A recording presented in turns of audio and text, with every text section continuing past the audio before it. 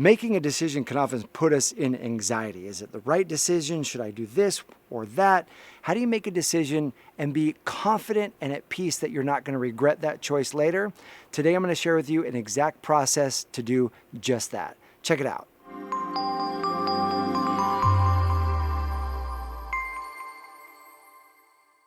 Hey there, my name is Matt Boggs, and I'm the founder of the Love and Relationships Division of the Brave Thinking Institute, where our mission is empowering people to create and live a life they love, and that includes your love life. So if you like this video, I encourage you to click the subscribe button and that little bell, because every week we bring you videos to empower you in your love life. And today we're talking about decisions.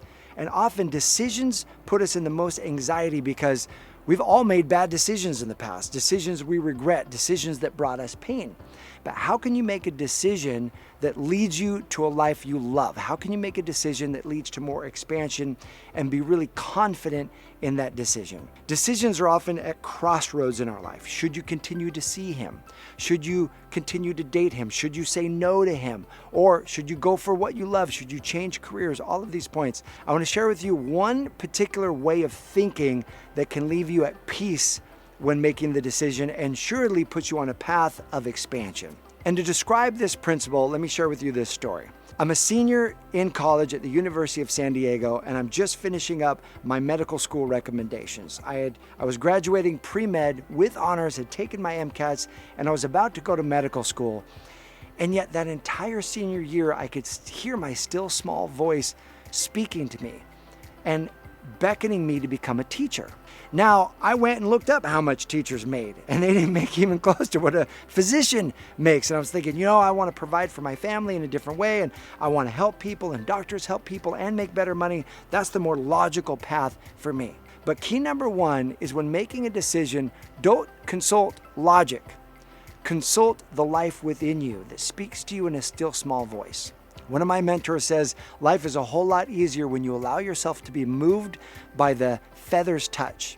In other words, your still small voice never shouts at you. It never pushes you in one direction or the other. It's a still small voice.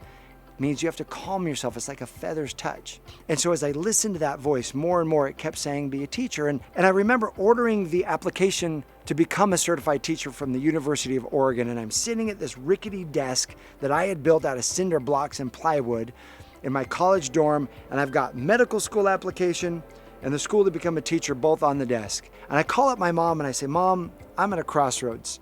I know you have just sent me to this college and my goal was to become a doctor, but I'm feeling like maybe I should change paths. I'm feeling like maybe I want to be a teacher.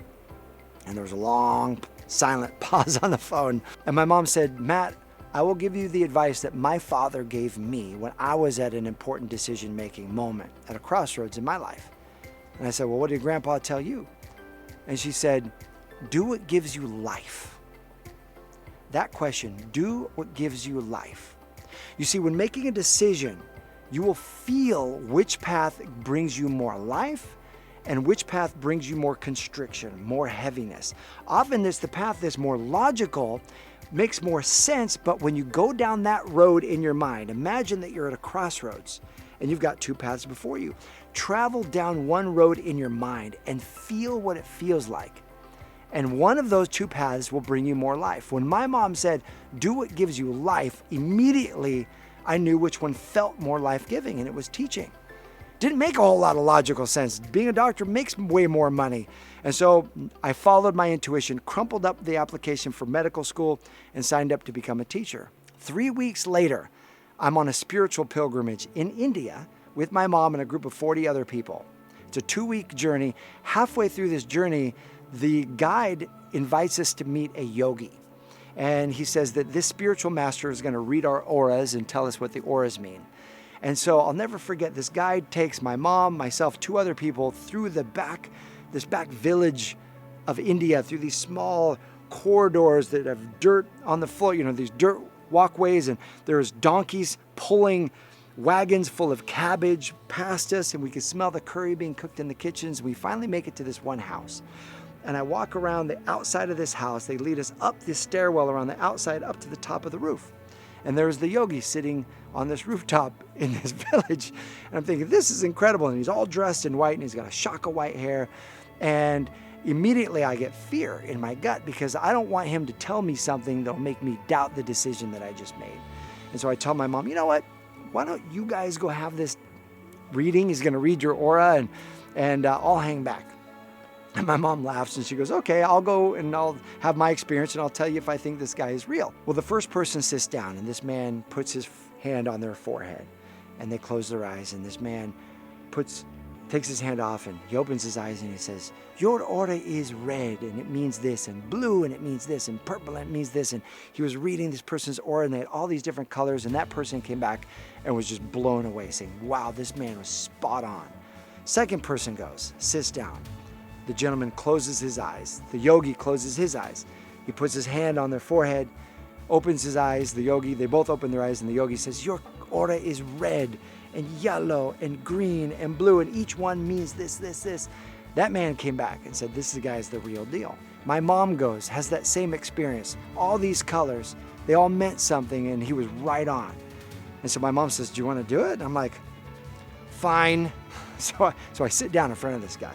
My arms are folded like this. I'm total in resistance. And he puts his hand on my forehead. He closes his eyes. I keep my eyes open. I'm like, looking at him. And finally he opens his eyes and he says, young man, I'm in my early 20s. He goes, young man, your aura is yellow, pure yellow. And I say, and he said, no, that's it, just yellow. And I said, great. Already I regret my decision. I've got aura deficiency. They had all these colors. I only have yellow. Fine. What does yellow mean? And he goes, young man, yellow is the color of a teacher. What do you plan on doing with your life? And immediately I got a lump in my throat.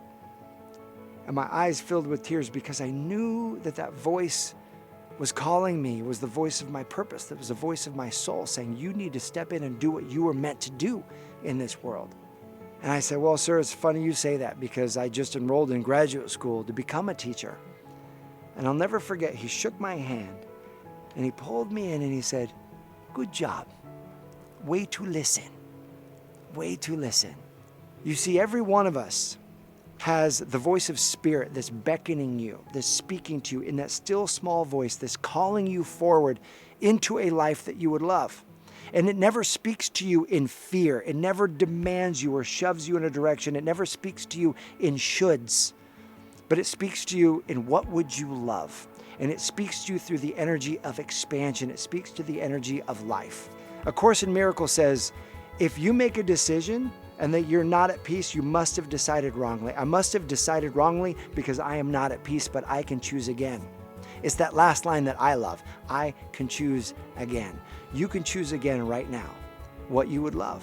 What you would love for your life in your relationship. What you would love for your life in your career. What you would love in your life for your health. You can choose again.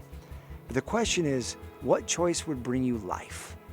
You choose that and you will never regret that decision. My question for you is, what method have you found brings you peace when you make decisions? Go ahead and comment that method down below. I'm going to love to read these comments.